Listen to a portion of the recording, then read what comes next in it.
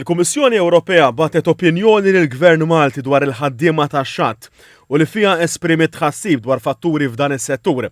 Il-President tal-Malta Dockers Union Ryan Fava spjega ma' TVM News illi l-osservazzjoni tal-Kummissjoni Ewropea u li aktar se tiftaħ każ kontra Malta dwarha hi maqsuma fuq żewġ binarji.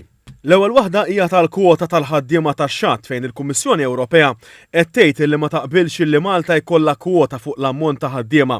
Il-President tal-Unjon iżda qal kif il-kwota dejjem tiġi aġġornata ma' żmien skont il-bżonnijiet u l-esiġenzi tax-xogħol.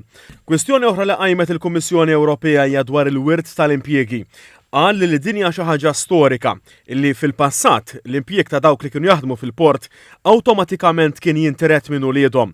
Is-Sur Fava qal li din ġiet rimedjata fl-2017 meta iddaħlet miżura li permezz tagħha dawk li jitlu jaħdmu wara din id-data l-impjieg tagħhom jintemm magħhom. Qal ukoll li anke sabiex timtela l-kwota jekk ma jkunx hemm biżejjed impjegati ingaġġati mill-wirt tinħareġ sejħa pubblika. Huwa l-perjodu transitorju, ġifieri fil-liġi wkoll titkellem illi hemm il-public call, ġifieri jekk dana ikun hemm il-każ fejn in-numru ta' liċenzjati iridu jiżdiedu u ma jkunx hemm biżejjed ħaddiema prospettivi fir-reġistru li huma wlied, ovvjament naturalment dina toħroġ ukoll il-public call. Fava qal li kien hemm diskussjonijiet sħaħ mal-Prim Ministru u l-Ministru konċernat. Qal li l-Unjon hija fi qbil mal-Gvern biex Malta tressaq il-quddiem id-difiża tal-ħaddiema tagħha u tispjega lill-Kummissjoni Ewropea r-regolamenti li dwarhom hemm diverġenza u li dawn iridu jittieħdu f'kuntest minħabba li Malta hija gżira stat u li l-port huwa l-pulmun tagħha.